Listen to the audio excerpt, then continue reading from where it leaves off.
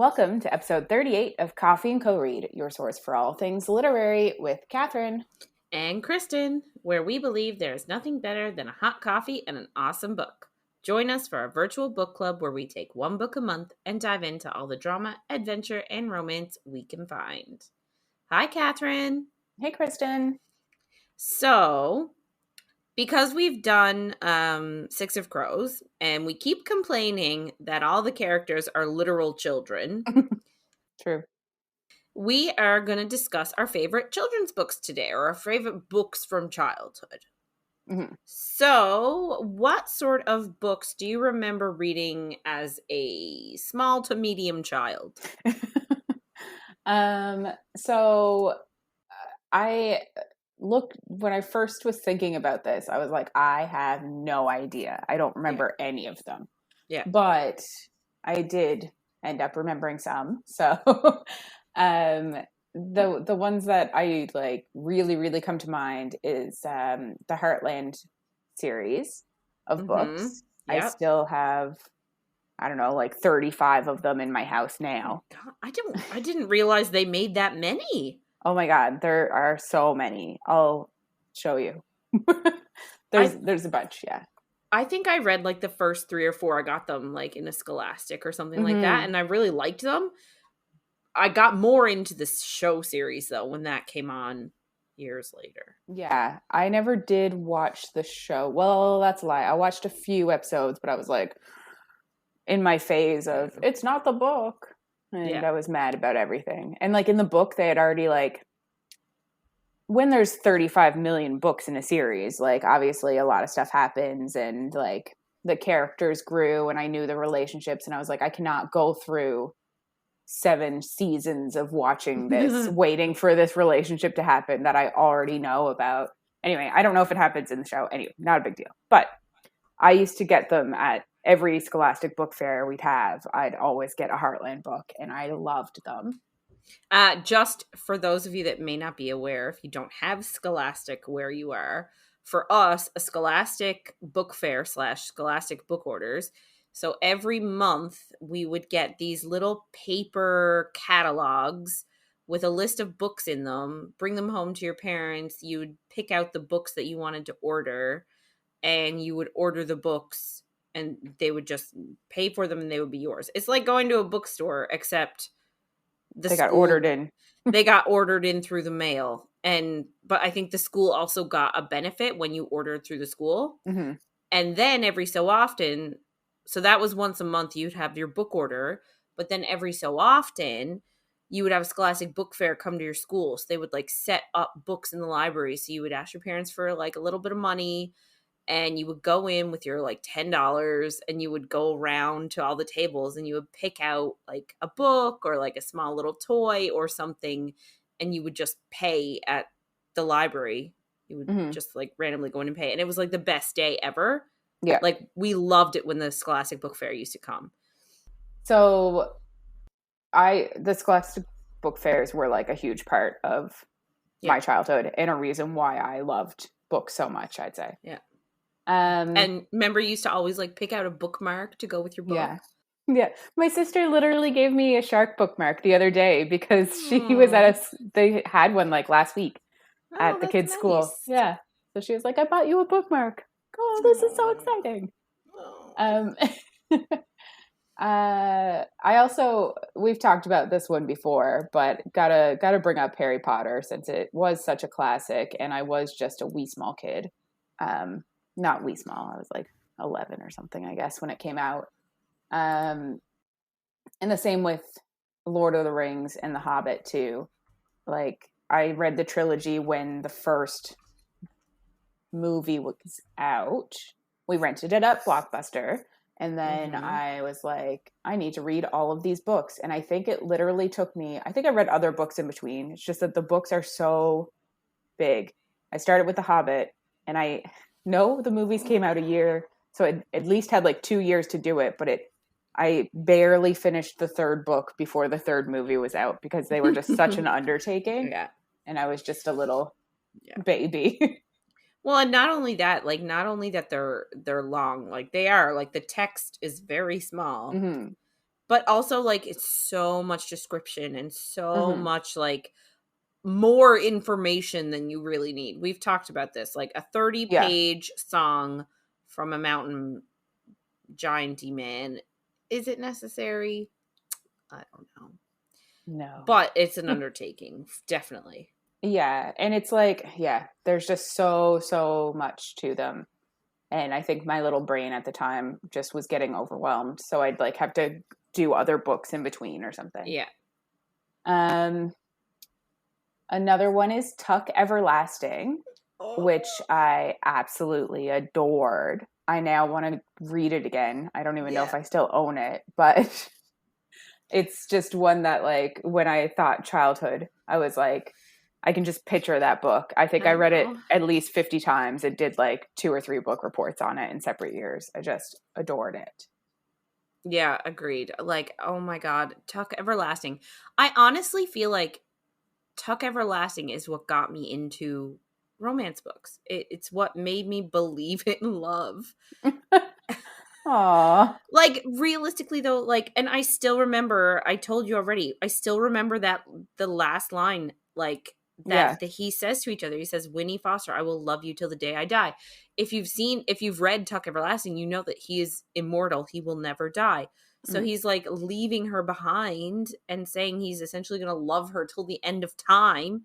I'm not going to spoil the ending, but it's not my favorite ending. But like, I remember reading the book as a kid, and then I remember when the movie came out and it had, I think, Jonathan Jackson and Alexis Bledel, and they were small children, and Mhm.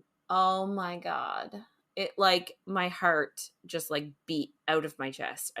I'm so glad you brought up that book because Yeah. yes, Yeah. yes, Definitely a favorite. I don't think I ever did watch the movie. I don't know why, but just didn't get around to it, I guess. Um, Another one we've kind of talked about before too is Blood and Chocolate, which I reread recently ish, and oh my God, it's so bad. Um, which is kind of how it goes. Like, yeah, I mean, it's fine, but it's so inappropriate and it's so bad. yeah But painful. very, you're like, oh, she was just a snotty kid, and I was obsessed. Yeah. Oof. Um, and then I actually read Pride and Prejudice when I was pretty young. I don't like, I've just been obsessed with it forever and ever, I think. I was just born obsessed with Pride and Prejudice. Just the way it is.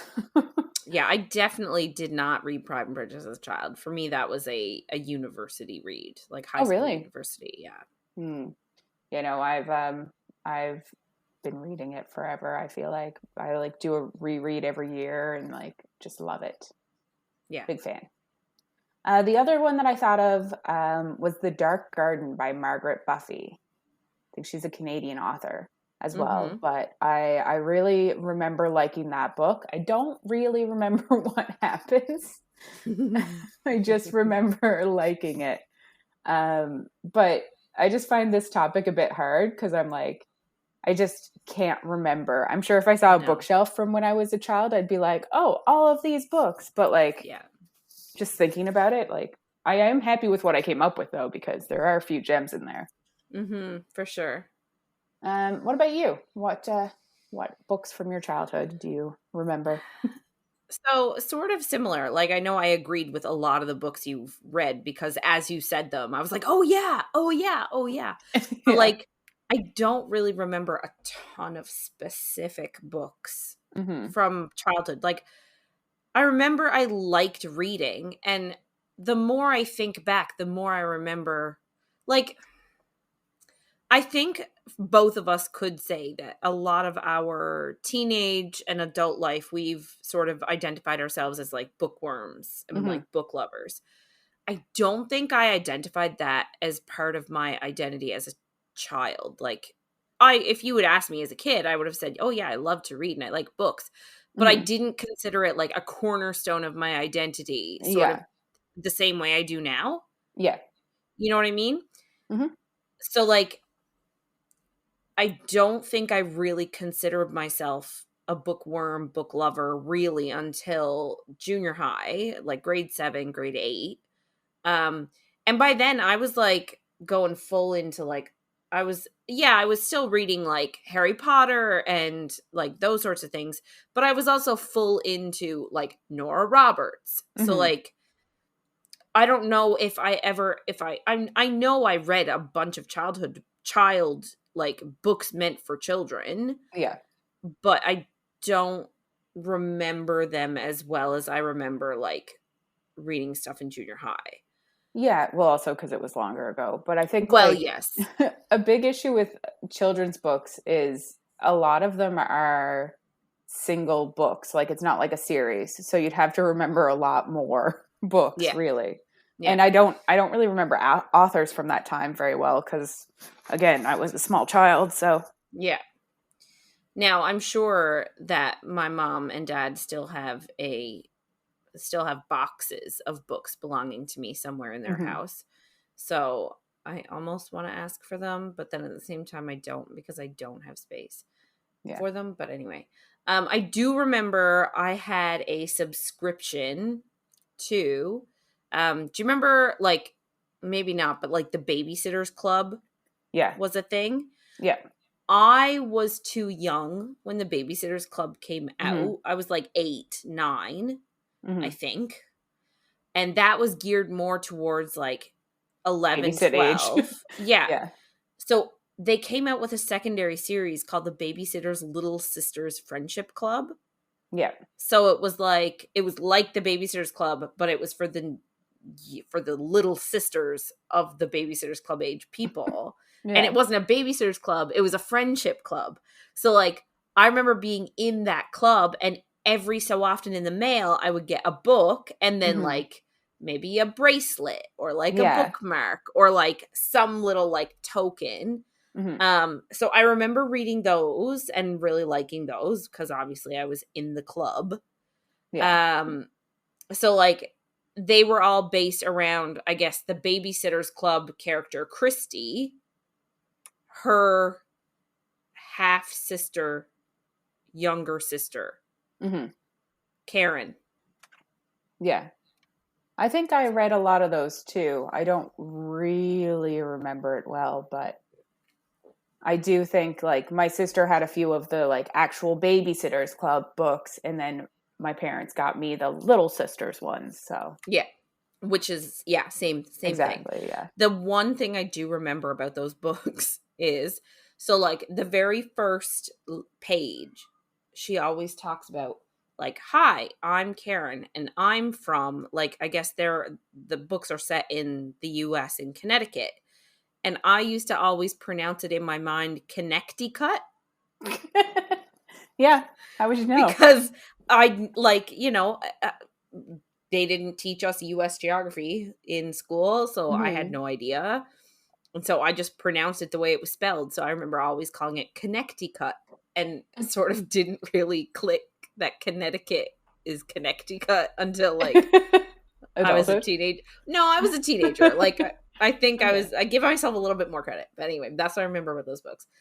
Um I also really had a thing for the Diary of series. Like, so I'm calling them a series, but they're sort of one-offs each. Mhm. Um, so they're supposed to be sort of a mock diary of famous women in history Mhm.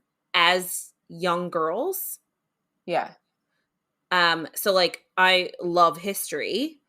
Um, so like I remember I had one on Elizabeth the First. Mhm. So it was literally like Elizabeth at the age of 10, 11, writing a diary about her life. Now, it wasn't real, like, No, it's not a real diary, but they they sort of sugarcoated and glossed over of course.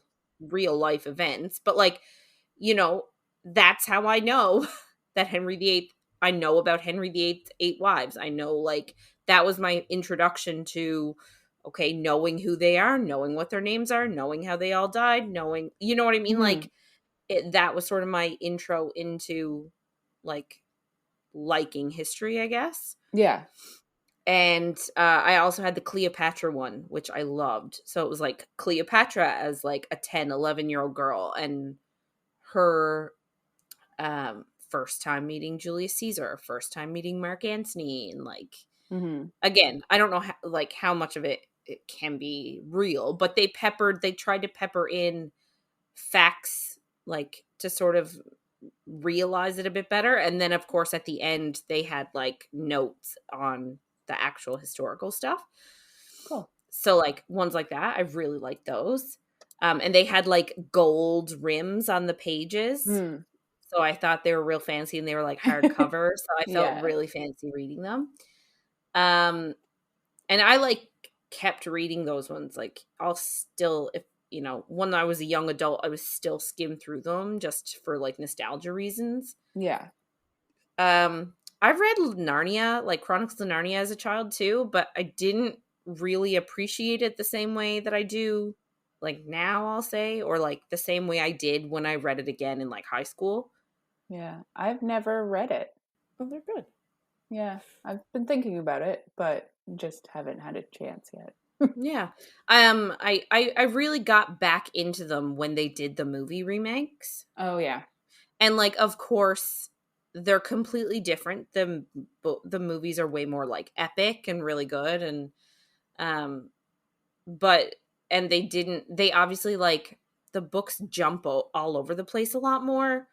Like the first one is not The Lion, the Witch, and the Wardrobe. That's the second one. Oh, okay. And then the third one is actually A Horse and His Boy, which I really liked. This is my favorite one. Then the fourth one, I think, was Prince Caspian. And then I can't remember if the fifth one was Voyage of the Dawn Treader. I don't. And then the sixth one was Silver Chair, and the seventh one was, I think. Don't Hmm. quote me on that. I'm not 100% sure. Yeah. But like they sort of, it was more like timeline jumping. Yeah. And then I guess because books like The Lion, the Witch, and the Wardrobe and Prince Caspian sort of have the same characters running through it, so those are the ones they picked for the movies, sorry. But I really liked the movies, so I went back and reread the books, and I really enjoy them more. I think more when I was a teenager and could appreciate them and sort of get the nuance. Yeah. More Makes so sense. as a child. But like I just really remember just like, I don't know if you had to do it. I don't know if any other country or province had to do it either.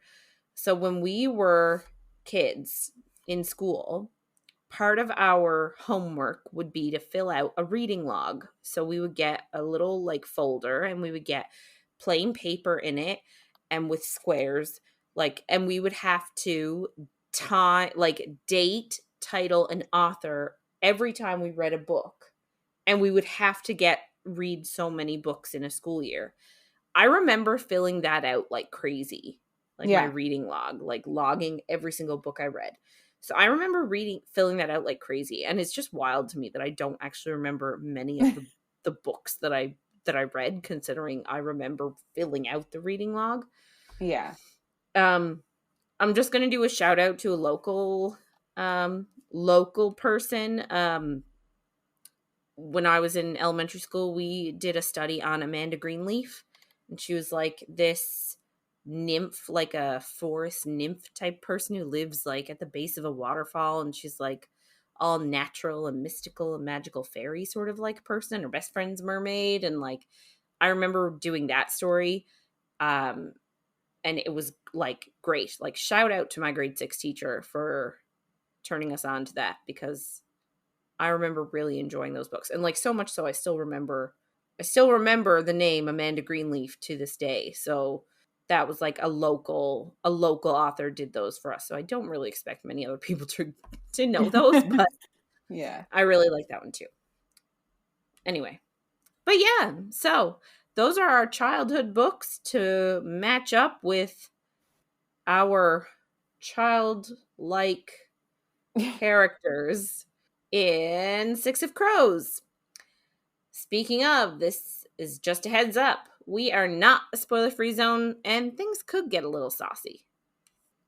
Yeah. So this week, we're doing chapters 20 to 29. Um, I guess last week kind of ended very depressingly, actually, with our group in Fjerda in the north. They set into a harbor and were left by the boat, which is going to meet them in the main town. So that's sailing towards there, but they're walking on foot, which I don't really know if I understand the plan very well. Like, I don't know. I can't see how like just showing up out of the north is more inconspicuous than getting off of a boat in the harbor. Maybe I guess in the harbor there's probably like officers checking people getting off the boats. But I don't know. It just Yeah. seems Yeah, maybe I don't know, maybe they want to come from a different direction than the boat so that they don't have any ties to the boat. yeah. It's just a lot of walking in the cold for anyway. They So also, I will say, they seem to do it very fast. yeah, but it also was like and it was very cold and they set up their tents and I'm like, "Oh, so this is like a while, I guess." Yeah. I don't know how long. I can't imagine it's that long.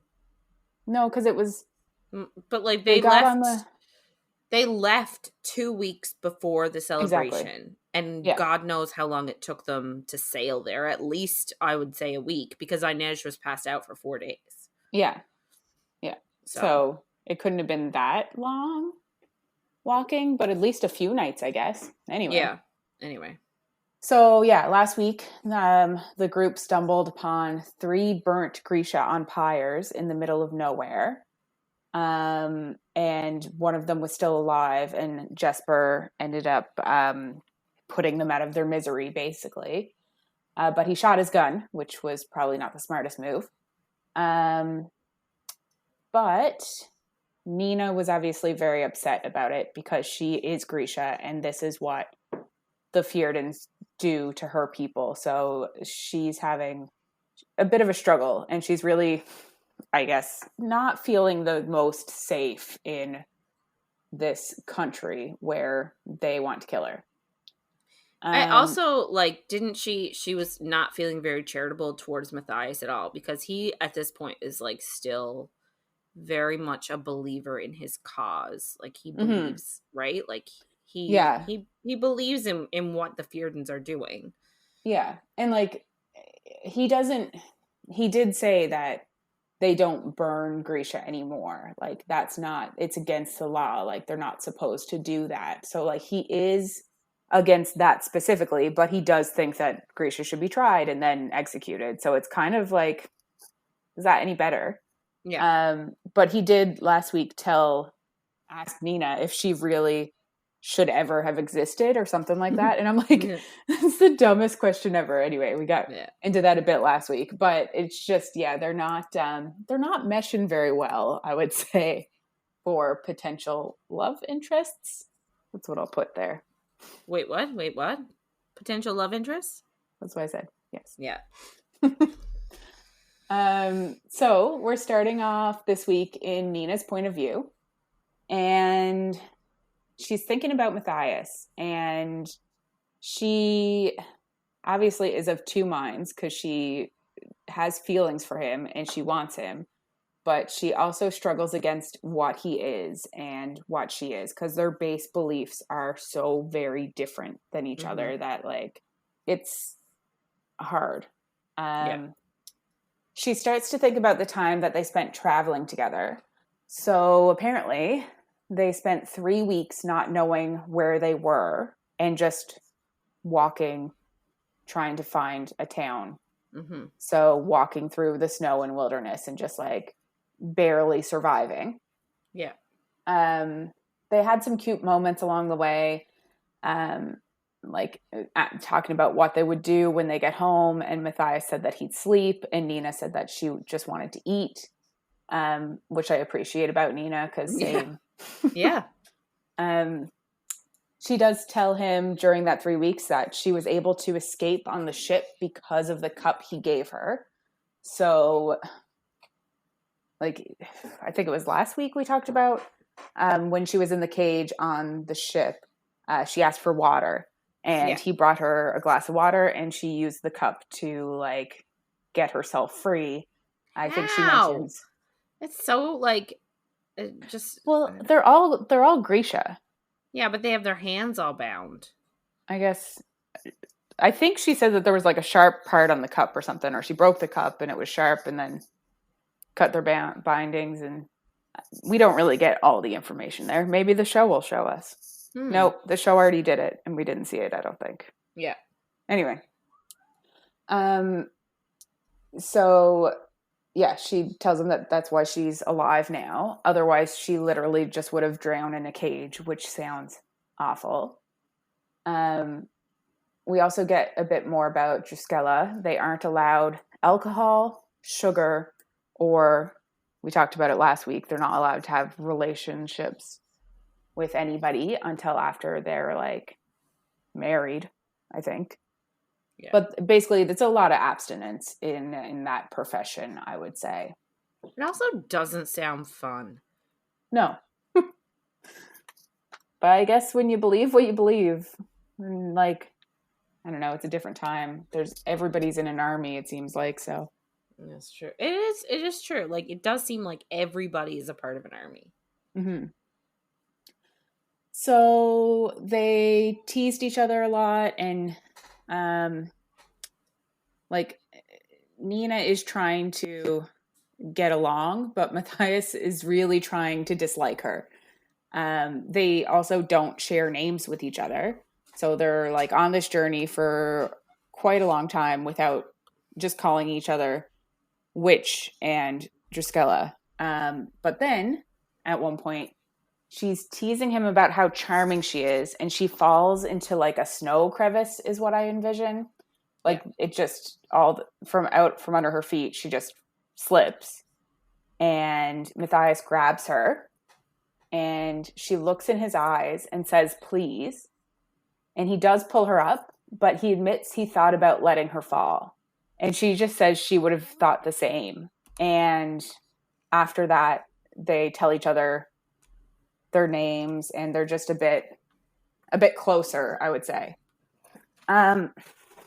So, present day, Nina is walking towards the pyres, and Matthias stops her. She admits she's scared of what she'll find at the ice court. Like, she is worried about being in Fjerda and being a Grisha, which is, like, not surprising. And she's also worried for her people, like Grisha, like these 3 people that are on the pyre. They argue a bit back and forth, and Jesper tells them that they can't go on like this, and Matthias kind of forces her to explain what she did to him, because, like, they had once called each other friends, and he's kind of like, he kind of makes her tell the rest of the group that she had fucked him over. Because, like, everybody there is basically one of her friends now, and he feels so betrayed, and he wants them to, I don't know if he wants them to turn against her, but he wants them all to know that he's, like, who she in really the right is. for him. Yeah. Anyway. And in all fairness, he deserves an explanation. Oh my God, 100%. I think I said it last week a million times. If they only had a fucking conversation, everything would be explained and we'd be fine. But, of course. So Matthias kind of, I guess, starts the story, and he tells the group that he booked passage and went against his, like, base beliefs for her. And, like, they were going to get away together, even though they should be mortal enemies. And she basically turned on him without explanation and told authorities of told a Kurt ship that he was a slaver. So, really fucked him over. And obviously that's why he ended up in Hellgate. So, she says she has her reasons. And she also tells him that she wouldn't change what she did. Which, like, is probably not a great thing to say. But unless she followed it up with why. Like, instead of being coy about her reasons, like, be honest and say why. Because we will find out, like, eventually she does tell him. So And it is like during the same chapter, I think. But like, yeah. of course, like I'm sure she probably would have explained herself here, but they're obviously interrupted because we need this to go on longer for reasons. So they're interrupted by the ground shaking, and then they notice they're under attack. And there's a Grisha that's like legit flying, which is not possible. Nina can't really believe it. And then she realizes that this is what the Jordie Prim does. And like Kaz was right about it. Because like she kind of thought that he was over exaggerating or that he didn't really know what he was talking about, obviously. Like she didn't really understand because she had never seen what the Prim had done. So this squalor is basically hurting them so that they're one target. And Jesper does what he does best and shoots the squalor. But then there's another Grisha on the ground who like is moving the ice around to kind of block them in, kind of like a cage, it seems like. Jesper's able to shoot that Grisha, but I think it was like not in the leg or in the arm or something. I don't know where, but it didn't stop them. And Nina can't use her powers because she's too far. So Inej vaults off Kaz's knee and she kills the Grisha by throwing a dagger. So it was kind of like, it was kind of a scene that really showed like Kaz and Inej like are super connected. And I don't think they even really said anything. They just looked at each other and he helped her. It was just such a connected scene that I loved. There was a little bit of a cute, funny scene where Wylan tries to get them out of this like ice thing that's trying to cage them in because he's the demo expert. Yeah. So he put some putty on it and then was like, okay, it's going to blow. And then, of course, it doesn't for a bit. And then everyone's like, what the fuck? And then obviously it does after. And then they're all surprised. One of those. They all then go to kind of like sweep the perimeter to make sure that there's nobody else around. And Nina actually recognizes the Grisha, the squalor, from back when she was in Ravka. And she calls him by name, but he doesn't even really register that. He just tells her that he wants a little more. Nina tries to heal him, but he's also not interested in being healed. He just wants to find the Shu who have more Prim. He walks away from her and pulls the knife out of himself and just immediately dies. So it's really sad scene there. And like it really takes Nina back. It's really a an interesting look. Like Leigh Bardugo is doing a really good job at demonstrating I feel like real world problems like drug abuse and addiction in a fantastical setting. Yeah, and it's like probably a good way to introduce it to teens maybe. Yeah. For a bigger conversation or something, but like yeah, for sure. Yeah. And Nina also thinks about at this point like how the small science makes Grisha stronger, like doing their magic, which they don't call magic, they call small science, makes them stronger in almost every way. Like I think in the first book of Shadow and Bone, Alina was always small and always sickly until she started using her powers. So it's something that makes them stronger, and it's very opposing to what is happening now with Prim, which is doing the exact opposite and making them physically weaker. So it's just something that like Nina makes her sad as well, kind of like yeah, which makes sense. They realize that the Shu are also after the scientist and are using Grisha, which isn't something that apparently the Shu normally do. But the scientist is also Shu. So I guess the scientist was taken by the Fjerdans. Mm-hmm. And now the Shu are like hoping to get him back as well. I'm assuming they're running out of Parem and don't know how to make more. But I feel like, didn't they say something along the lines of like Bo Yulbear was like trying to escape Shu? yeah, in the beginning, he was trying to like He get was, to Ketterdam for immunity yeah, and was captured by the Fjerdans at that time. So yeah. yeah. Yeah, so then after their fight and they realize all this, Nina refuses to go on because she wants to bury the Grisha that she used to know. So Matthias kind of tells Kaz and the group that they'll catch up since he knows the terrain and that they should continue on. And he stays with Nina to help her dig graves. We get a bit about the Fjerdan god Gel. He's connected by waterways, and Fjerdan bodies are buried to take root, so they are all connected.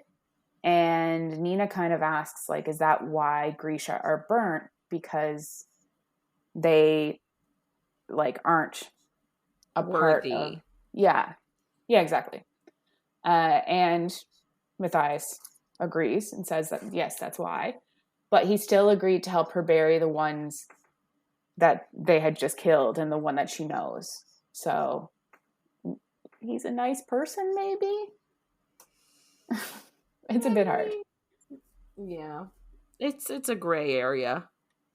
Yeah. Like of course we want to think that he's nice, and you know, later on we sort of get a little bit more into it, but it's, you know, you grow up around a certain culture and then all of a sudden you're always told a certain thing. And you know, I think we've already discussed, it's sort of already been stated that his parents and younger sister, were all killed by Grisha in his village. Yeah. So like, you know, you grow up in a certain culture, you grow up being told a certain thing, then you seemingly have everything taken away from you by that one thing. Like, it's easy for him to have the belief. Yeah.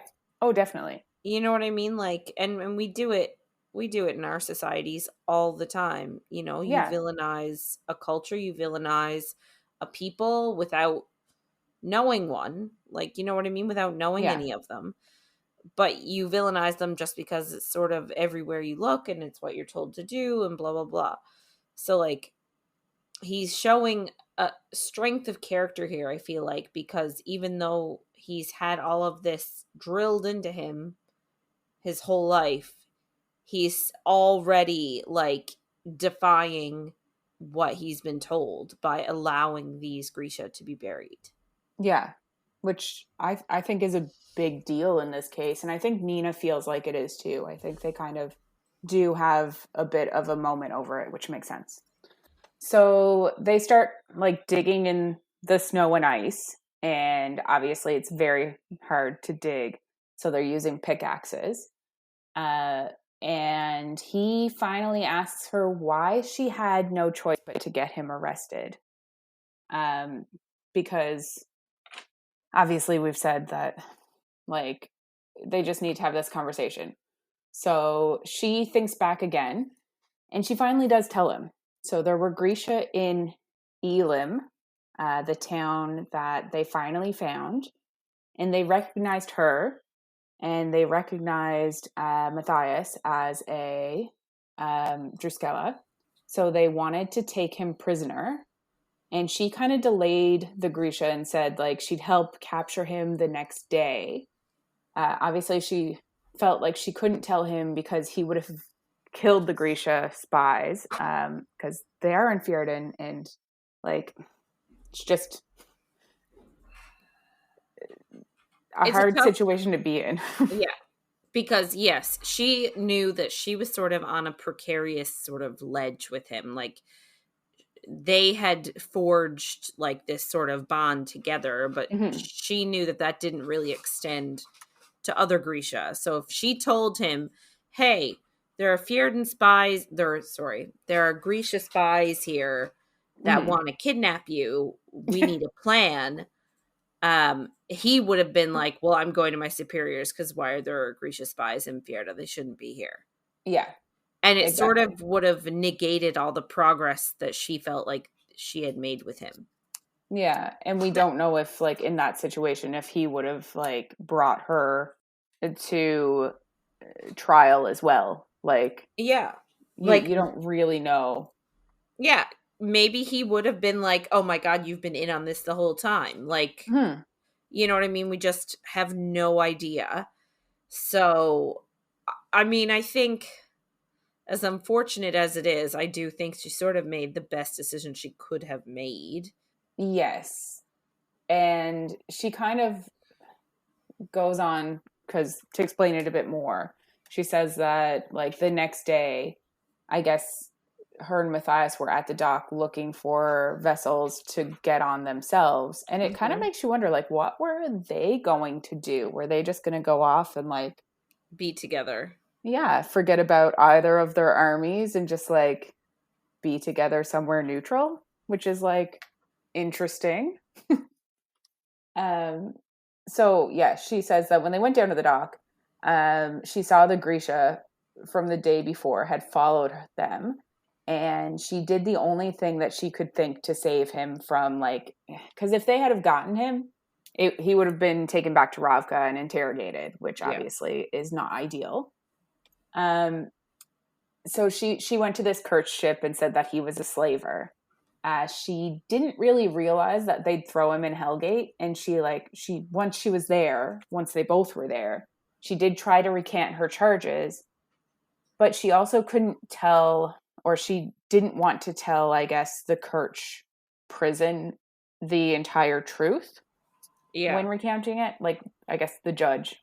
Um, so she didn't want to say that there were Grisha in Fjerda as spies, because then it could get back to Fjerda that there were spies there. And, like, really, she is first and foremost a soldier, which I think you can say the same thing about Matthias, which is why they're having their issues, is because they are both soldiers that are on opposing armies and unfortunately ended up in a relationship together. Yeah. Started as a situationship, I'd say. Um, yeah. So it's really just a very shitty situation. She does tell him that she stayed in Ketterdam to try and help him. And, like, obviously we knew that in the beginning. Like, she's been asking Kaz to get him out forever.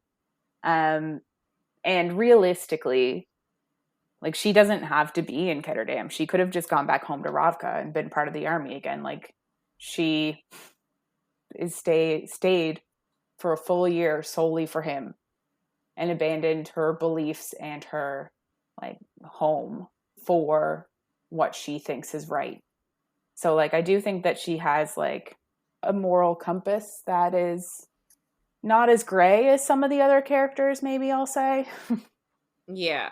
But she also has a definitive, like, I want to say side.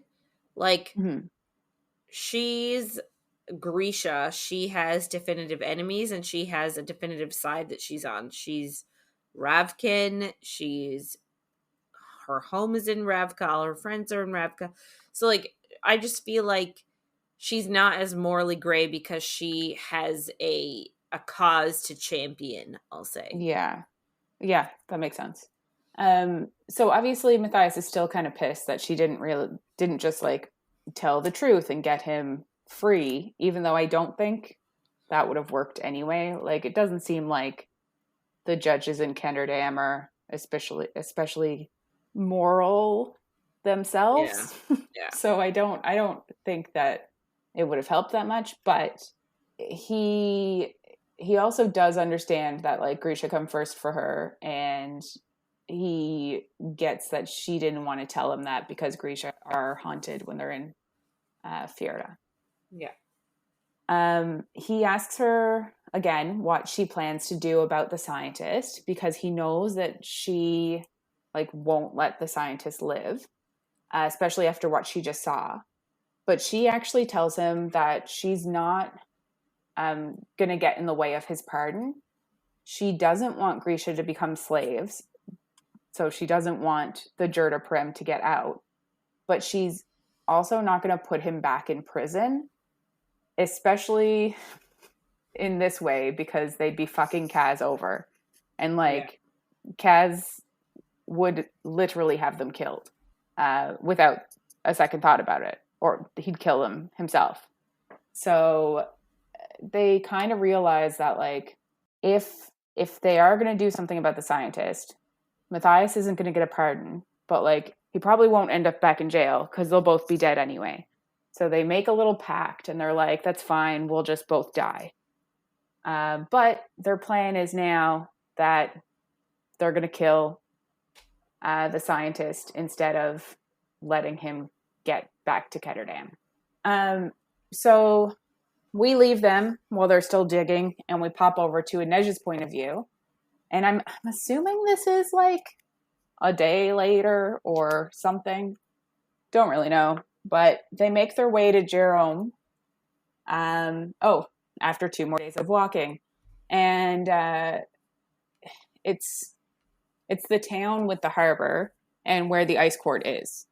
So Inej says that spring is starting to show, and the town is kind of more colorful than she expected. I guess after everything you've heard about Fjerda, you wouldn't necessarily think of it as a coastal town with very bright colored houses, which is kind of funny. Yeah. The plan is going to happen very fast now. They're basically talking about 24 hours from now, they're going to be back to their ship with the scientist in hand. And I'm like, that is very, very fast. So I guess we'll see. The town is all decked out in festivities for the Druskella ceremony that's happening tonight. And Wylan asks what a wreath that somebody is selling is. And Nina says that it's a sacred ash. So there's supposedly a sacred ash tree in the middle of the rings of the ice court. I guess Nina knows from studying. Yeah. And Kaz asks Matthias why he hasn't told them this before. And Matthias kind of explains that it's the holiest place in all of Fjerda, and it's not essential to the plan, which Kaz completely disagrees with. He says that he decides what's essential to the plan, and he asks if Matthias left anything else out. But Matthias just says that there's so much to the ice court that he can't know everything, which kind of makes you wonder, is there anything else he's not telling them? Is there going to be any more surprises? Anyway, I guess we'll see. Mean, considering we still have half the book to go, I feel like we can say definitively that there will be other things. Yes. Yeah. Kaz gets them all to go to a tavern so that they can get a seat on the terrace and they can watch basically the ice court gates and just look at their surroundings. They use a really clever book that reflects what's behind them. I guess there's a mirror in it or something, kind of like a compact, but it's in a book, so they can see prison wagons show up at the gate. The prisoners in the wagons are hooded, shackled, and chained, and everyone is really apprehensive, especially when they realize that the guards do a count. But Kaz assures them that he's thought all of this through and says that the people at the table have obviously never picked a pocket, because he kind of explains that you use something called a bump biscuit, which is when you take someone's wallet, you put something in the same size so that they don't realize that their wallet is gone. Yeah. So it's like that Indiana Jones thing when he's taking that statue off the weighted thing and he tries to replace it with the bag of sand. Yeah. It's like that. You want something the same weight. Exactly. So basically Kaz is saying that they're going to take obviously 6 people out of the prison wagon and put themselves in. Like, they're not just going to shove 6 extra people in a wagon, Yeah. because that would be very It would off the count. odd. Yeah. I don't know what the guards would do, but they would know something was up. So at this point, Nina goes out to charm people, kind of to find out the best place to like sit and wait for the wagon. And during this time, Inej has a conversation with Matthias, and she kind of understands how he feels being home, but not actually. Because, like, this is where he's from, but he's there, and he's not in a position to be accepted back there yet. So she kind of is thinking and says that she misses home too, but for her, like, for her family is home, it's not a place. And she doesn't really know how to find them again. So it's just a bit sad, really. But it's kind of a nice moment between them that I wasn't really expecting. They're not two characters that I would expect to connect. Mm-hmm. You know what I mean? Like, they're sort of like on completely opposite ends of the sixum. Yeah. No, that's exactly what I was thinking. Yes, I've just made up a new word. I know it. I know I'm like, it's septuplet when it's 7. I can't remember what 6 is. Sextuplets. But that's not, I know that's not what this would be, but all I could think was septuplet. Anyway, not the point. Inej tells Matthias not to worry about Nina. And they go back and forth a bit, like describing Nina. And it ends with Matthias saying that Nina is too much. And Inej responds with, maybe you aren't enough. Which I was like, whew, that is an A+ friend. Like, and she does have a point too. Like, maybe if you think that Nina is too much, then that's fine. Leave her for somebody who doesn't think that and who is enough for her in return. So yeah, I love it. Me too. Yeah. So they make their way to a vantage point that Nina found, and Jesper's on the lookout while the rest of them like just wait and get a bit of rest. Like, Inej is still healing and recovering from her injury, so she sleeps a bit there. Yeah. Wylan uses his explosives to knock over a tree, which is like a complete callback to book 1 of Shadow and Bone. When somebody did the same trick to Alina when she was in the Darkling's carriage. I think it was Fjerda's that did that too. Like, the Fjerdans attacked her. So it's kind of interesting that they're turning the tables. Just a little callback that wanted to mention. I'm glad you caught it, because I did not. Well, I've read them more often than you. Kaz says that like they'll basically have 15 minutes once the carriage comes and tries to start moving the tree. So the wagon finally shows up, and the drivers kind of just look at the tree for a bit and don't want to do shit about it, which is like super relatable. But eventually they do unhook a horse and get to like moving the tree out of the way. Kaz goes to the back of the wagon and opens it, but he is then supposed to like get everybody to come forward and get in, but he freezes. And Inej kind of notices that he's frozen, and she goes to like him to see what the hell is going on. Yeah. Because he can't just be standing at the back of the wagon with it open. Anyway, if somebody comes along, they're screwed. So she walks up to Kaz, and he flinches, which is obviously something that Kaz does not do. She looks inside, and everything looks in order. There's just like more people in there than they had expected. But other than that, it's like prisoners in a truck. Forgot the word for truck. So it's kind of what they were expected.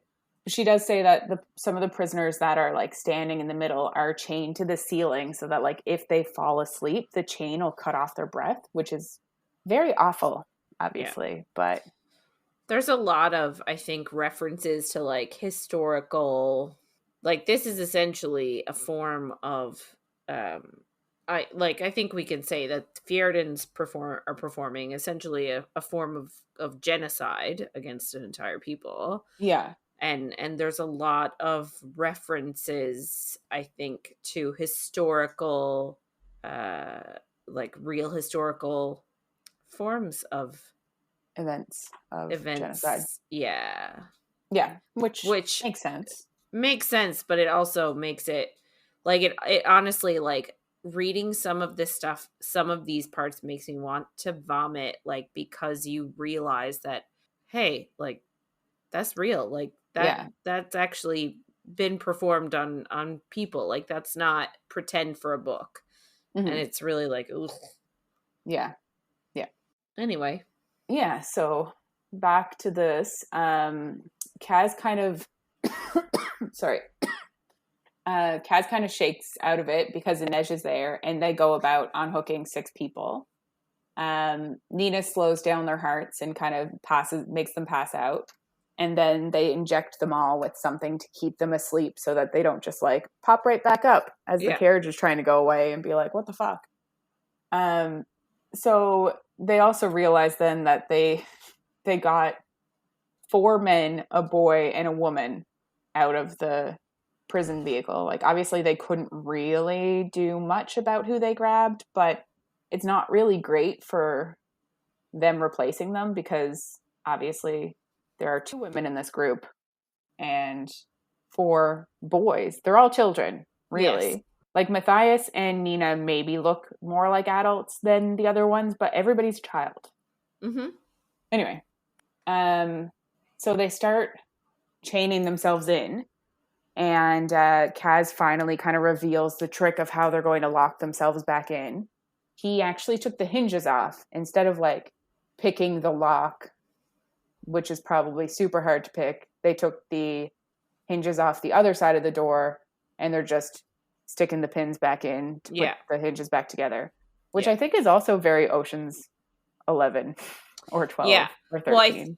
Well, I think that was what a couple of them were like, well, if you're going to pick the lock on the prison wagon, then if we're all inside, who's going to lock us back in? Mm-hmm. So I think this was sort of his like big reveal, like, ha ha ha, I'm not. I'm so smart. Yeah. Which he is. So. Yeah.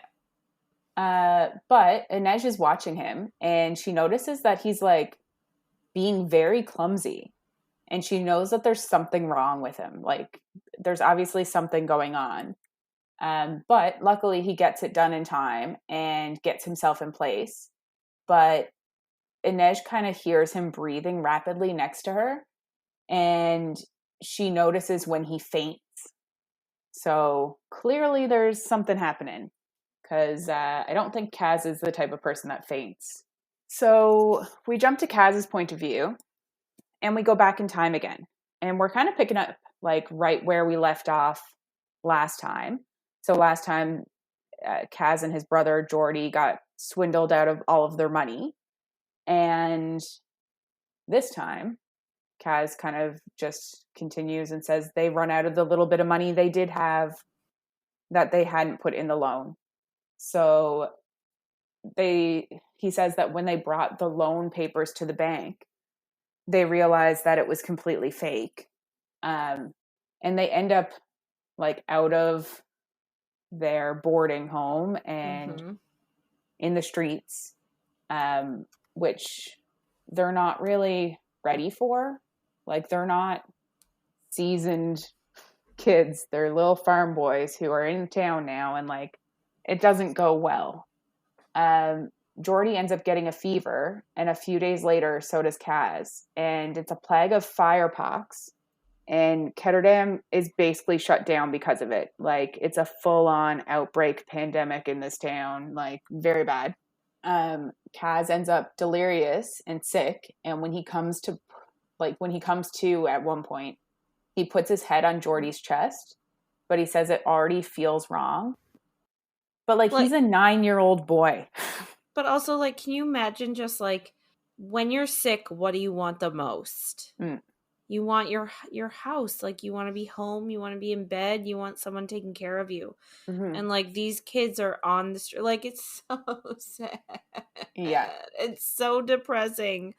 these poor kids are like sick on the street, and then he's like lying on his brother because that's the comfort he has, and like it feels wrong, and we know why it feels wrong, because he's already dead.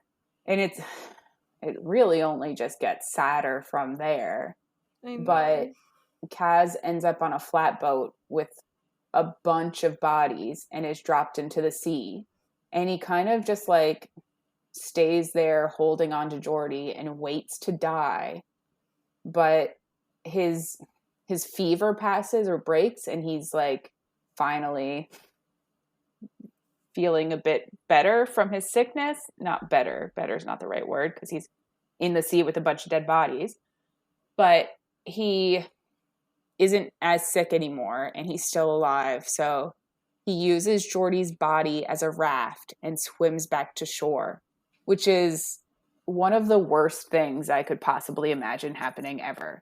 Yeah. Like, the one person left in the world that you love, and it's just awful. Anyway. And like, well, and then too, like, he talks about how like he was put on like the fairy thing, like the dead body fairy essentially, and he's trying to call out that he's alive, but like there are so many dead bodies that like whoever is putting them out like doesn't hear him. Mm-hmm. And like, oh my god, yeah, it gives me the heebie-jeebies so bad just thinking about it. Yeah he, as a 9-year-old boy, decides that he's only going to live for vengeance now, which is also crazy. Mm-hmm. But obviously, after all of that trauma of being in a boat with a bunch of dead bodies and then having to use his brother's body as a raft, he is not okay with touching people and touching skin anymore, which completely makes sense. Mm-hmm. And that's why he wears gloves, which is like the complete opposite of what everybody thinks. But yeah, because everyone thinks that he's sort of hiding a deformity or something. Yeah. When really he's just like, ew, don't touch me. Yeah. And obviously, like, this situation of being pressed up against a lot of people is similar to being packed into the boat with a bunch of bodies. So I can see why he passed out. Yeah. Inej kind of whispers to him that they made it through 2 checkpoints while he was passed out, and they're almost at the gates. And he is shocked that he was out of it for that long.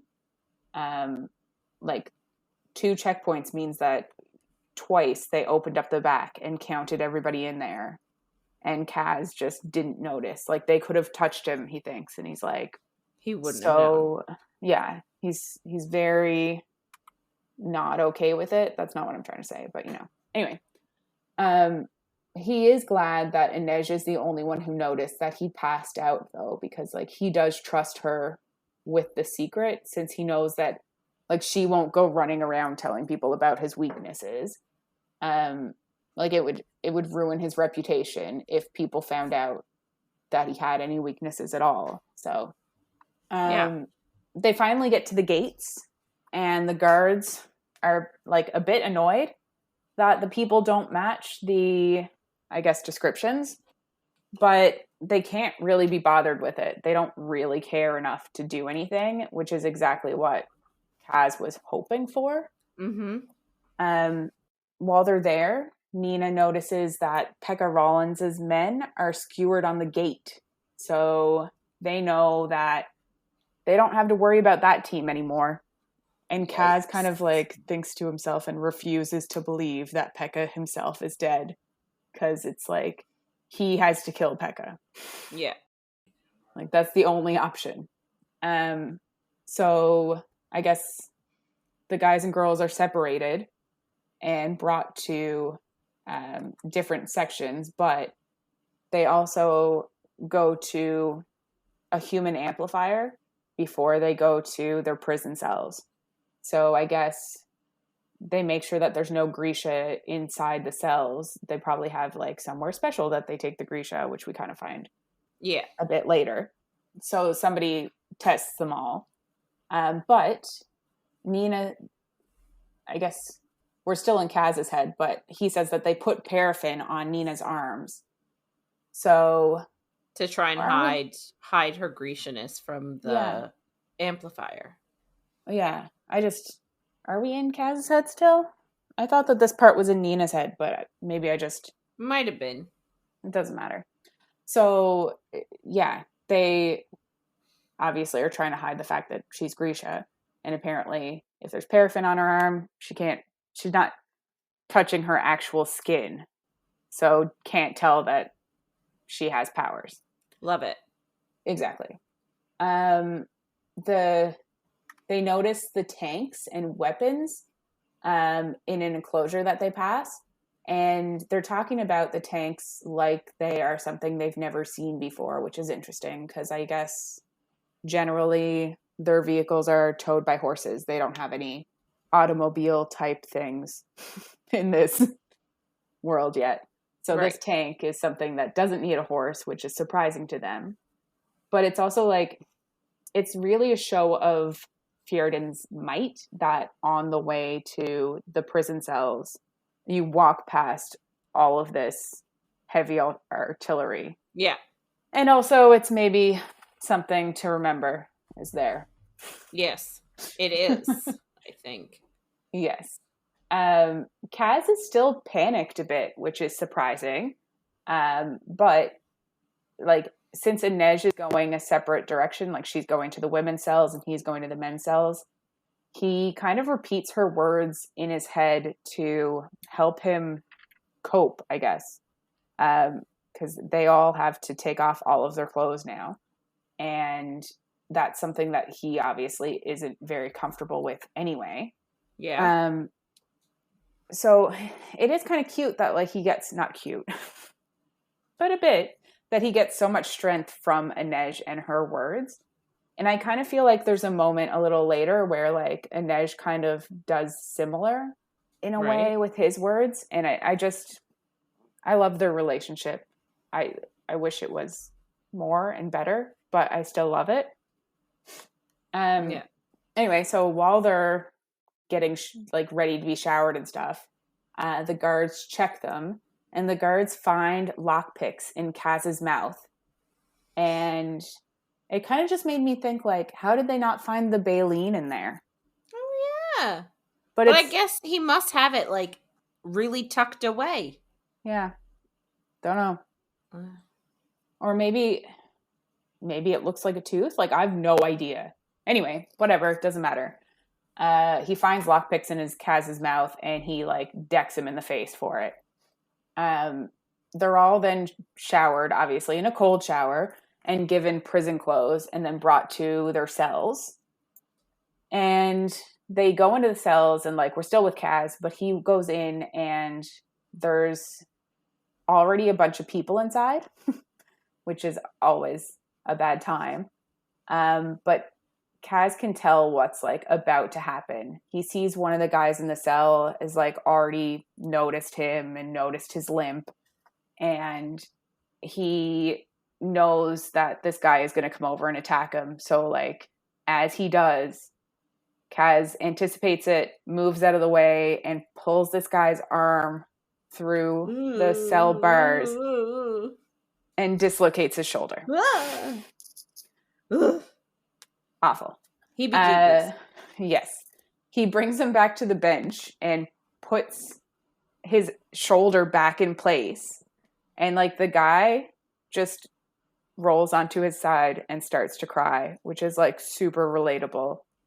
But like it's really, Kaz kind of had to set up his place as not a weak person that can be preyed on. And I think it also settled him back into like who he is. Yeah. As a person, like he feels less weak now because he was able to do that for himself. So it's good for him right now. Yeah. So we jump over to Jesper's point of view now. And Wylan and Jesper kind of like are chatting, teasing each other and flirting a bit while they wait. It really seems like Wylan has no idea what the fuck is going on half the time, which is funny, but also like why do some people know the plan and some people don't? I don't really understand. But Yeah, I feel like that's just Kaz trying to like control everything. Like he gives people bits and pieces, yeah. right? And of course, the less people that know the whole plan, the better. Yeah, and I don't know if anyone knows the whole plan other than Kaz himself. So, I get it, but it's also just kind of funny. Um so the guards show up at 6, which is expected, and he's wondering where the piss bucket is. And Yeah. all the prisoners just shrug, and the guard really doesn't give a shit anyway. He's like, whatever. So he just goes to get fresh water and brings that back, but he obviously can't clear out the piss bucket that he couldn't find. Mm-hmm. Jesper goes up to the fresh water and drinks some and then pours some over his shirt and then does the same to Wylan and pours some water over his front of his shirt as well. Mm-hmm. And like I said, Wylan is confused. He has no idea what's going on. Of course he doesn't. He's a little baby. Jesper starts feeling along his leg where Nina stitched something into his body, which is gross. But I also don't understand. Anyway, I'll get to that in a second. Apparently Nina's doing the same thing in her own cell, like opening up her stitches and getting something out of her body. But with what? She's using magic. Okay. Small science to open it. Oh, fine. I guess he's just tearing his skin open. Like, I don't. Maybe there are still stitches there and he can just like pick them out. Like, I don't. Because he does mention, he says, like, it must be, maybe it's easier for Nina to do since she is a Grisha. But yeah. Anyway, Jesper tells Waylon to put his shirt up over his mouth, and he obviously does it. But they also have a cute moment where Jesper tells Waylon that he's cuter when he's smart. Yeah. Which I loved. So cute. And then Jesper also thinks that he likes flirting with Wylan a lot, which I also think is really cute. Jesper then pulls the piss bucket out from where he had it hid and says a storm is coming, and like the rest of the team know to put their shirts over their mouth. Wylan's the only one that didn't, but he puts the pill thing that he got out of his leg in the bucket. And I'm like, if it was in his leg, wouldn't it have like dispersed into his body? It must have been in like a capsule. I don't really understand, but it doesn't really matter that much, I guess. Could have even been wrapped in plastic or something. Oh, yeah. That's a good point. Anyway, he takes it out he puts it in this bucket, and then everyone else in the cell passes out because of the mixture. He explains to Wylan what it is, but I can't remember now what exactly it was. But it's a chemical reaction, and everybody's passed out. And they say that once the guards come looking around again, they'll be awake, but they'll have a bit of a headache. Kaz calls Jesper over, and we find out that Jesper is a secret Grisha. Ooh! Yeah, very interesting. So he uses the bars of the cell to make lockpicks. So he's technically a fabricator, which is definitely handy to have. Yeah, and it kind of like makes some sense when you think about all of his skills. Yeah. So it's I could see it looking back, but the first time I read it was like, oh wow. Well, crazy. And I remember too, like Wylan's always like, seriously, why are you here? Like, we can't go shooting up the place. Like, why are you here? And Jesper's response was like, oh, well, Kaz trusts me. And it's like, maybe that's part of it, but also you're a fabricator. Like, that is super helpful to have. Yeah. When they don't have a lockpick anymore, it's necessary. Kaz explains that he brought the lockpicks in his mouth as a distraction. Genius. So that the guards would think that they had one up on them and not notice. that they had other plans. Mm-hmm. Kaz then picks the lock, and they leave the cell and lock it back up.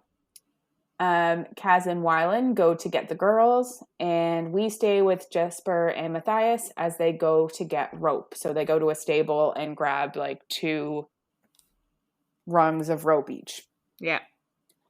Then Jesper and Matthias go back to the incinerator where they're supposed to be meeting everyone, and they find Wylan and Inej by the incinerator. And as soon as they walk into the door, they can feel the heat from the incinerator. They know that it was like ran that afternoon. There's still like hot coals on the bottom of it, and it is hot as hell inside. So it doesn't seem like it's going to be that possible for Inej to do it. Yeah. Kaz hasn't come back yet. He and Nina are checking the cells for the scientist. It was supposed to be Jesper, Matthias, and Nina, but Kaz decided that he's going now. So clearly he's up to something, but we don't really know what it is. Wylan finds their clothes in this room and finds Inej's shoes. And it's finally like a tiny bit of good luck that they've had. And Inej says that she can make the climb up the incinerator. Right. So, yeah. So they're essentially in this like laundry room, and then there's like the incinerator in it. So they're essentially, I guess, going about their business. And everything now, it's skipping, like not skipping, it's switching POVs every chapter, but it's almost like starting at the same point for like, you know what I mean? Like it's starting again from the beginning. It's not like canonical, if that makes sense. Like, no, it does. It's like last week when it went back to Inej, and it was like the second after her last chapter. Yeah, this chapter started, but that time had already passed for other people. Anyway. Yeah. So we're doing essentially the same thing. So like we're at Nina's POV now. Like I guess they're climbing up the stairs because, so remember the whole plan was Inej is going to climb the incinerator. The others are waiting in the laundry room, and the rest of them, well, I guess the rest of them was supposed to be Jesper, Nina, and Matthias checking the rest of the jail just in case they stored Boyle Bear there.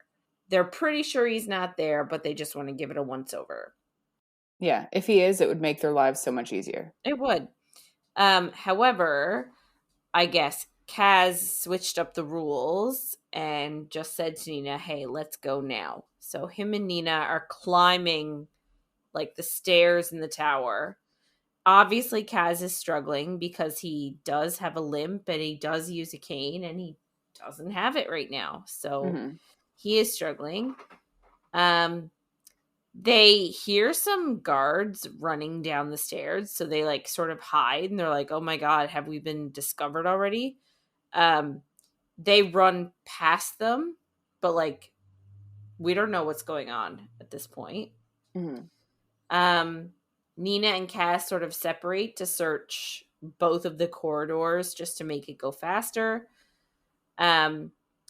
Nina's like searching her corridor and she's thinking about her plan to kill Boyle Bear.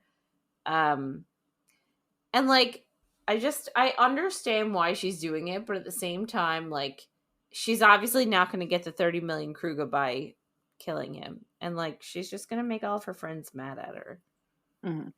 Anyway, as she's like checking the jail, she finds this separate hallway with a door that locks from the inside, so she like has to prop it open. And she can tell that it's fabricator made. And she says like each cell was white with no furniture, and there's a drain in the center, which is just sort of like, yeah, great. Nina says she sort of realizes that the cells are for Grisha because there's nothing in them, in the cells, to allow them to use their powers. So she feels really, really uncomfortable. So she boots it out of there. Yeah, and I think she said that she saw like Squalor's pin in one of the cells. So, like, she knows that Grisha have been held in there. Yeah. Which is awful. Yes. So she just rushes out of there. I sort of thought there would be more consequences to her, like, going there. Like, I sort of expected the door to close behind her and her get locked in or something like that. Mm-hmm. But nothing like that happens. She just runs out. She makes it to the meeting spot she was supposed to have with Kaz, but he's not there. So she's like, oh my God, what if he got caught? So she does his rounds, like looking at the cells he was supposed to look at. So she like does a quick walkthrough of those to make sure he's not captured or anything. So she runs back to go meet with the others in the laundry room. But she ends up, I guess, not being as careful, and she runs into 2 guards. Yeah, it's really like one of those moments where you're like, the Spider-Man's pointing at each other because you're like, wait, you're not supposed to be here. Yeah. So I guess she runs into the 2 guards and she uses her powers to subdue them. But like one of them fell weird on the stairs and his gun went off, which I don't really understand. The logistics of, yeah. Yeah. Anyway. Mm. So another guard all of a sudden hears her and sort of runs into the room. So this would be number 3 now. So like she uses her powers to snap his neck immediately. Ugh. Which I also feel is a bit like, whoa. Yeah. So I sort of don't really understand. I thought she was a heart render, not a I'm gonna snap your neck or. Yeah, I don't really know either. Because like you'd think that she would just stop their heart to kill them. Yeah. Anyway, maybe Grisha are trained more in more ways now than they were in the beginning of Shadow and Bone. Maybe. Anyway, so then all of a sudden the alarm sounds. And all she can think of is like, shit, we're caught. Mm-hmm, of course. Then it switches directly to Inej's POV. So again, she's down in the laundry room.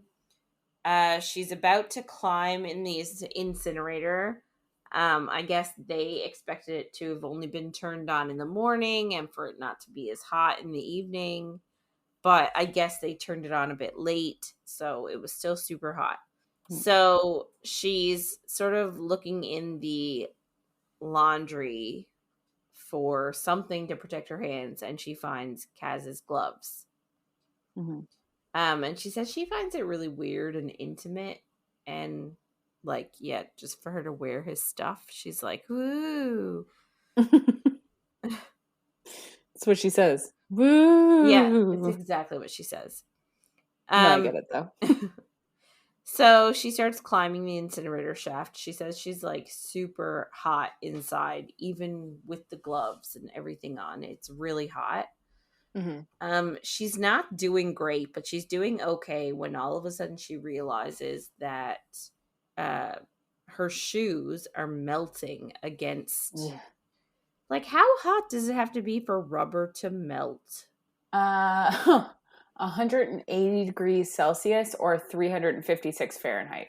Yikes, that's very hot. That's what I would bake cookies at. Yeah. Anyway. That is insane. Yeah, it's real hot in there. And she's just in there. She's basically a cookie. She is basically a cookie at this point. Anyway, so she's starting to like lose her grip, and she's noticing that her little slippers are melting from the heat in the incinerator. And like she's sort of starting to give up and like losing hope. Which is all very fair when it's 350 degrees. Like, yeah, right? I completely understand where she's coming from. And then I feel like she sort of got mad at Kaz for bringing them on this mission. She's like saying how it's an impossible mission and like, how dare he bring them on this mission? It's his fault. Mm-hmm. And sort of like, it's his fault. I don't want to die here. And it's his fault. Then we get a flashback to the day that Inej. I'm saying he bought her. He didn't. He purchased her indenture. Mm-hmm. So the first day that he purchased her, so she says when she was first bought by Tantaline, she tried to run, but she was Mm-hmm. caught and beaten so severely that she couldn't work for a whole week. Then they kept her in golden chains for a whole month. So, like, can Ugh. you imagine what must have been done to her in that month? Blech, Yeah. blech. Anyway, Kaz bought her because even he said that, like, even with the bells on her ankles, even her being dressed all in purple, she could be sneaky when she wanted to be. He said he didn't hear her approach him at all the day before. Mm. So he was like, okay, cool. So Kaz then offers her a place in the dregs. So he said that, like, because she was so quiet on that first day, even though she was very, like, loud and obnoxious, he wanted her in the gang. Mm-hmm. So he offers her a place in the dregs and says, like, you're going to be my secret stealer. You're going to help me with everything. But he also makes it clear that Per Haskell did not buy her. Like, Per Haskell is not her owner now. Mm-hmm. But it's almost like we could say that Per Haskell gave her a loan, we'll say, for her to pay off her own indenture, and now she just owes him money. Mm-hmm.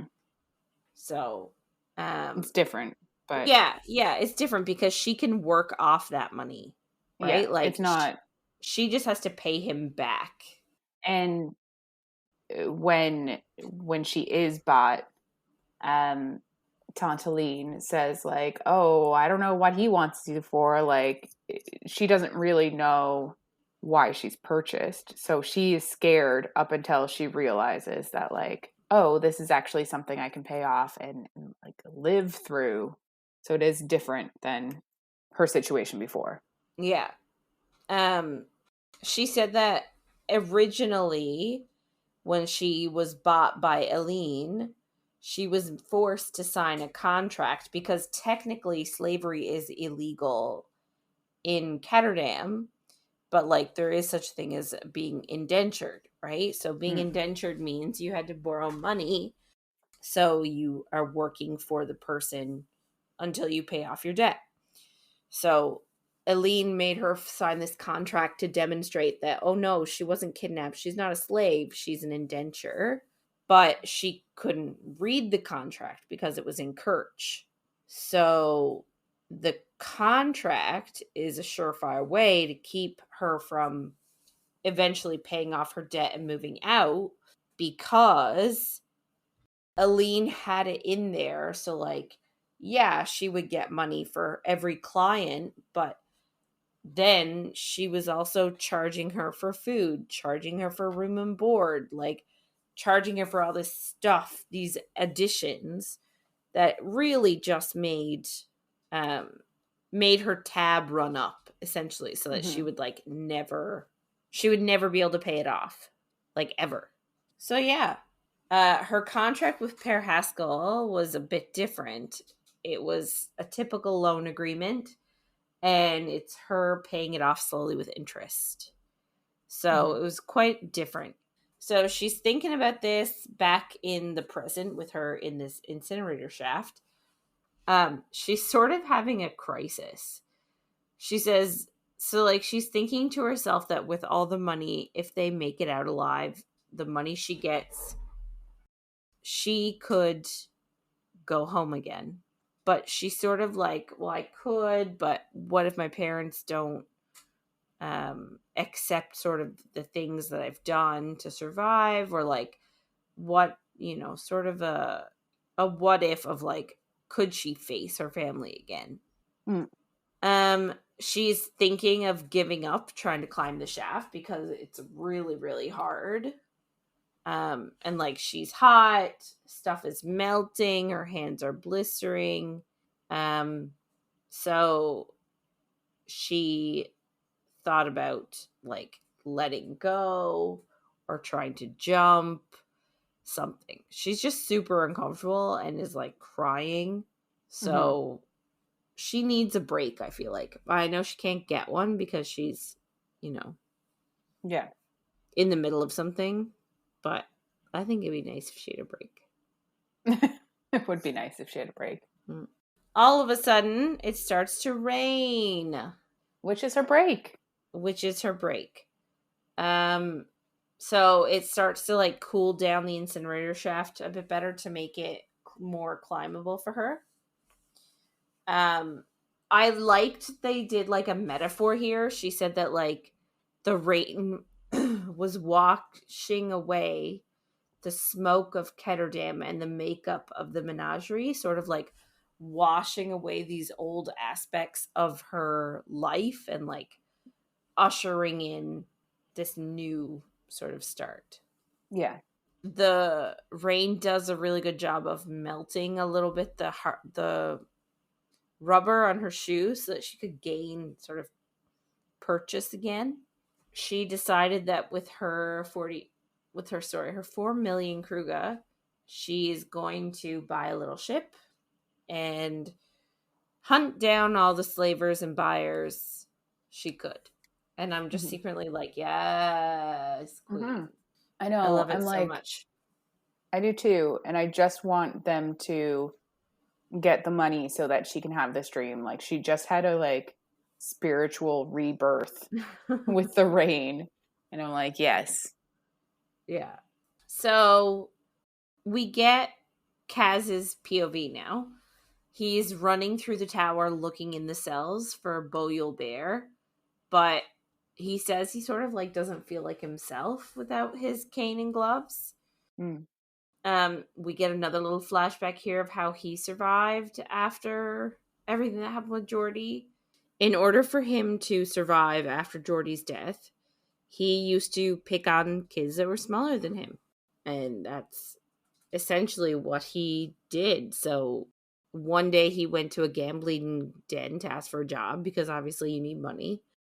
But he said, no, we've already got a boy who does all the work here, so we don't need you. So he waits outside, follows the kid home. He stole his shoes, and then he slashed the soles of his feet so that he could take the job, because by slashing the bottoms of his feet, he knew the kid would have a really long recovery. And that way he could then go into the gambling den the next day and be like, hey, you need a boy to essentially he's like washing the bathrooms. He was cleaning toilets was essentially the job. But because the other kid couldn't work for like a month while his feet healed, he got the job. Yeah. But like Kaz made sure to sort of reiterate in this memory that when he touched that kid's bare skin to like slash his feet and to take his shoes off, it had revulsed Kaz so much. Like he felt like he couldn't really handle it. He mentioned that like he ended up going to jail a couple of times. He followed some thieves around and pickpockets to sort of learn the craft. He earned himself the reputation of having a willingness to do any job. Yeah. Yeah, I know. I wonder about that. Like, they really emphasized any job. And I'm thinking to myself, any job? Like, really? Any? He was also like 10 or 11 at this time. Like, yeah. Jesus. So, like, he ended up learning that the con that Hertzun pulled on him and Jordie was super common. And a ton of people were in on it. Like, the little girl whose ribbon he had, the wife, the like Hertzun himself, the bank clerk, like everybody was in on it.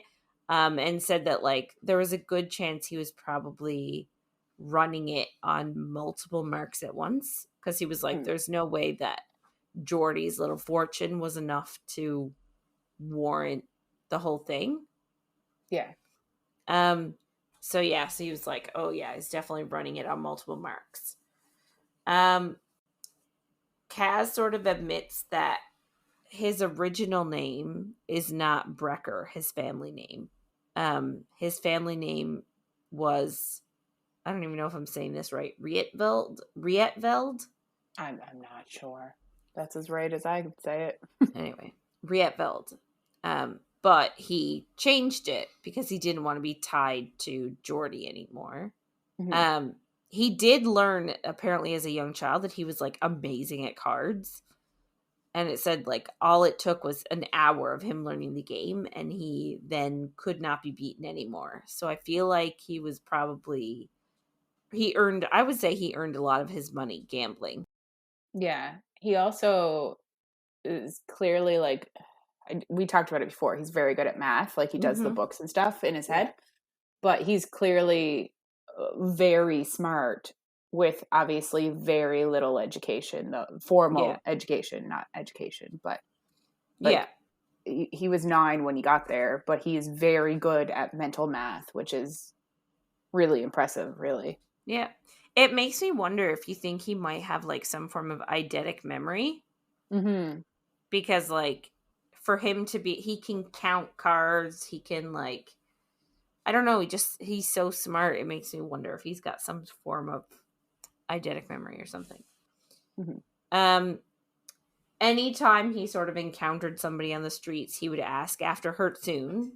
And finally, one day walking down the street, saw him entering this shop. So he followed him into the store. And I guess one of his bodyguards was there. And he was like, hey, I want to go talk to that Hertzoon guy. And the bodyguard's like, dude, that's not Hertzoon. Like, his name is Pekka Rollins. Mm-hmm. So I guess like he ended up having a really short interaction with Pekka Rollins here. But like Pekka had no idea who Kaz was, which was sort of like the nail in the coffin, I want to say, for their interactions. Yeah. Like the fact that he had no idea who he was just another mark, like pissed him off. Mm-hmm. So anyway, he sort of had made it his mission from that point on that he's going to take everything from this guy, and he's going to do it in style. So he needs a gang. So he asks Per Haskell if he needs a soldier, and he worked as a grunt, and eventually now the Dregs is essentially his army. So that's our long, twisted history of Kaz Brecker, aka Rietveld. Yeah. And it's like, I kind of like how they pepper in the backstory during this story, but it also does mean that the book is so fucking dense. Like there is so much packed into it, which, sorry, we were talking about earlier today. Yeah. But so much happens in this book. It's insane. Yeah. Anyway, so back to the present. Kaz went like with Nina instead of Matthias and Jesper because he was looking for Pekka Rollins. Because remember, all of his guys were on spikes when they went in. So he thought it was a good chance that Pekka Rollins would be in the jail somewhere. So he finds him, breaks into the cell, dun dun dun, and then it switches POV, and we actually don't find out what happens for quite a while to Pekka Rollins. Yeah. So then we skip to Jesper's POV. So he's waiting for everybody in the laundry room. So Inej ended up like climbing up, and she let a rope down that they could climb. So I guess Jesper's sort of just like waiting for everybody to climb up. And so like they're all slowly like, Matthias and Wylan are down there along with Jesper. Then Nina comes running in. So, like, they all start climbing up the rope. Kaz shows up late, and he's all mussed and bloody. So, like, I'm asking, what the heck did he do to Pekka Rollins? Yeah. Everyone else is like, dude, what happened to you? Mm-hmm. So, I was really nosy about this one. I didn't look it up. But this part especially, I was like, I wonder what happened to Pekka Rollins. I would have loved it if he, like, tortured and killed him. Yeah. Well, I'm pretty sure when he's walking into the cell, he's like, I can just kill him here and that'll be my revenge. And I was like, oh. And then you don't hear what happens and he comes back with blood and you're like, yeah, he did it. Yeah. I guess he did it. Yep. Anyway. So, yeah. So, everyone sort of makes it to the roof, but the alarms are sounding because remember, Nina accidentally had a gun set off, or had the soldier set off his gun, so it starts an alarm. Mm-hmm. They end up, like, just sitting on the roof because, like, no one's gonna come after them on the roof. Yeah. And they heal Inej's feet. She has, like, a rubber melted into them. Ugh. That sounds awful. Yes, it does. So they sort of, like, demand to Kaz, like, why did you change the plan? Why did you switch everything around? And he sort of just said he wanted to get info on who ratted them out from the harbor, because he says somebody had to have ratted them out. Mm-hmm. Do we get that in this book? Yeah. Okay. I couldn't remember if it was this book or the next one. Okay, we do. Gotcha. So, yeah. So he says he wanted to try and find Pekka Rollins. He wanted to figure out who was behind being a tattletale, essentially. Mm-hmm. But he's actually honest about it, which I was kind of surprised about. Yeah. He sort of says to everybody that he didn't find Pekka Rollins, which is odd. He's not honest about that part. Because we know for a fact he did find Pekka Rollins. Yes. So, honesty? Question mark. So, the fact that the alarm went off sort of means that they know something. Like, they know that some of the prisoners have just escaped. Mm-hmm. And they're going to be on high alert for a little bit. A few of the 6 are like, hey, guys, like, this has been fun. Let's cut our losses. Let's move on. Mm-hmm. But Nina's like, no way. I'll go by myself. But this guy is getting out of jail. Yeah. They're sort of, like, overlooking everything at this point. Like, because, again, they're on the roof, so they can see stuff happening. Mm-hmm. And they can see that they're adding another checkpoint to... Like, after the... Yeah, because they had passed the checkpoint by going into the prison. They had passed the main checkpoint. But now that there's another one... Yeah. Anyway, so everybody's freaking out. They want to cut their losses and go, but Nina's like, no way. Like, I'm going in by myself if I need to. Mm-hmm. Inej starts to see some girls entering from the menagerie, and she's sort of like, that's how Nina and I are going to get in. Like, that's how we can get in, because they're all worried that they're not going to be able to get past this extra checkpoint now. Mm-hmm. So they start to make a plan. They said they're going to trigger something called Black Protocol. And essentially it's like, I think it's like their big main, like, this is the worst thing that's happening sort of protocol. Yeah. So they're going to do that, but then they're going to, like, tamper with the gate so that it malfunctions to trap the soldiers in the Druskele sector. Mm-hmm. But then it's like, oh, but Kaz and Nina and Matthias and Inej are all going to be in that sector. So, like, how are they going to get out? Yeah. And I'm like, you would think that your chief plan wouldn't be to trap 4 of your main people inside. No, but the first time I read this, I didn't realize that they weren't telling us the whole plan. Like, I knew that clearly something else had to happen for it to make sense. But like, there's a lot to this plan that they have planned out that we don't know about until it happens. Yep. A whole lot. And also a whole lot where they just like think on their feet and are like, okay, this is it. Cool. And I'm just like, wait, what? Yeah. Agreed. So the girls start getting ready they have to dress up like members of Tante Lean's menagerie. So they fake the tattoo, like this, I think it's a peacock tattoo, like a peacock feather. Yeah. They do a fake one of those on their arms. And then they all like bid each other farewell. So Jesper and Wylan are going off together somewhere that we don't really know. Nina and Matthias had a little chat, like, I'm calling it a moment. And then they separate, and Kaz and Inej have a little chat. Mm-hmm. And she was sort of like, if they get the money, then she's gonna leave. Yeah. And I sort of took from this moment, because it's actually like a cute little moment, that he was gonna say that he loved her or something like that. So he couldn't say it. So instead, she sort of like touched his face, which is a big deal for him. A big deal. So he says he hated it, but he tolerated it. Yeah. And then they just said goodbye. Okay, bye.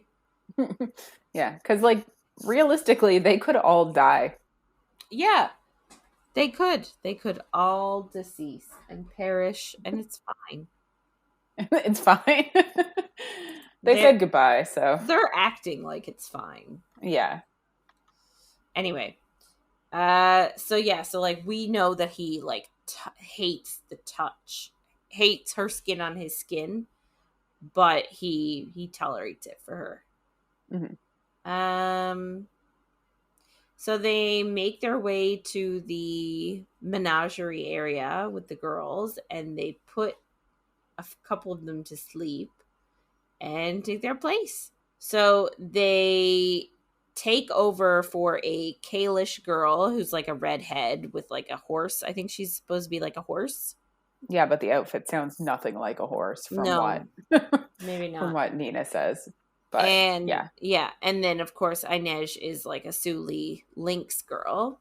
Mm-hmm. They sort of like, so they assimilate into this group of girls, and they make it to the checkpoint, but for some reason, not for some reason, we know the reason, but Inej's costume, because it doesn't 100% fit right, she gets flagged.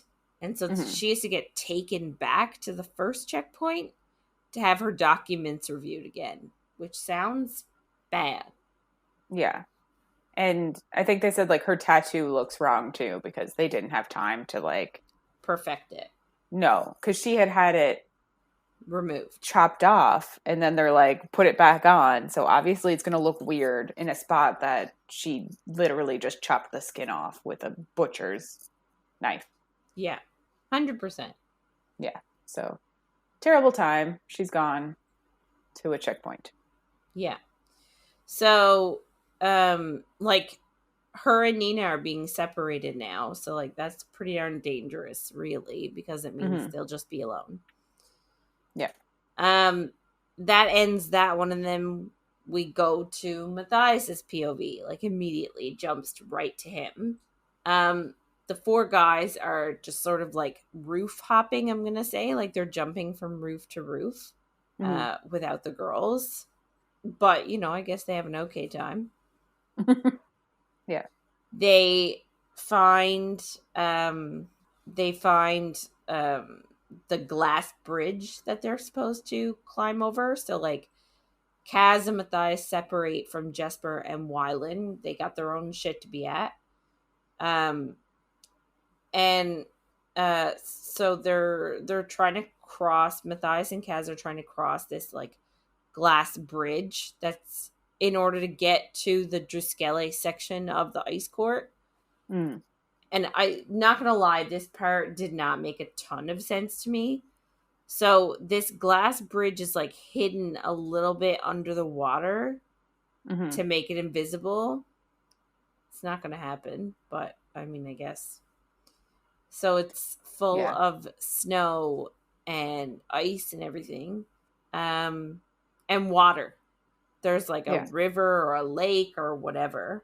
It's kind of, I envisioned it like a moat, because like there's one bridge to get into this section, and then this little bridge is the bridge for Drusilla to use, not for like everybody to use. So that's why it's hidden. Yeah. So Matthias sort of said that like it's part of the ritual of becoming Drusilla. Like, if no one tells you how to get across, you'll never find out, because the like stuff that you need is hidden in a really small little like alcove that you would never know about. Mm-hmm. So after they cross the glass bridge and they hide somewhere, they cover themselves, in this like white powder to sort of blend in with the snow, which I don't really get. Yeah. That part is just kind of confusing, because I'm like, they say that they have to do it or they might get shot, but like if you're there as like, do the guards who are guarding this place not know about this bridge? Like if you cover yourself badly, will you get shot? Yeah, I don't know. If during your initiation, like it doesn't seem. Yeah. Anyway. I don't know. Anyway, so after they covered themselves in the white powder to blend in with the snow, they run into two soldiers and knock them out. So win for Matthias and Kaz. Matthias is sort of like thinking, he's sort of thinking about how he's, I want to say, on the wrong team for him. You know what I mean? He's like, he knows that he should be, he should stay true to his country, because right now he's like betraying it. So he's like, he's going along with this plan, but he knows that he probably should shoot Kaz and like betray everyone and go say, hey, like, and like sound the alarm and like be like, this is what the plan is, like arrest them. But for some reason he can't. So instead they steal uniforms from the guards that they knocked out, and they sneak into a party. Yeah. Fun times. The only thing I will say that I didn't mention is I loved Nina at the checkpoint.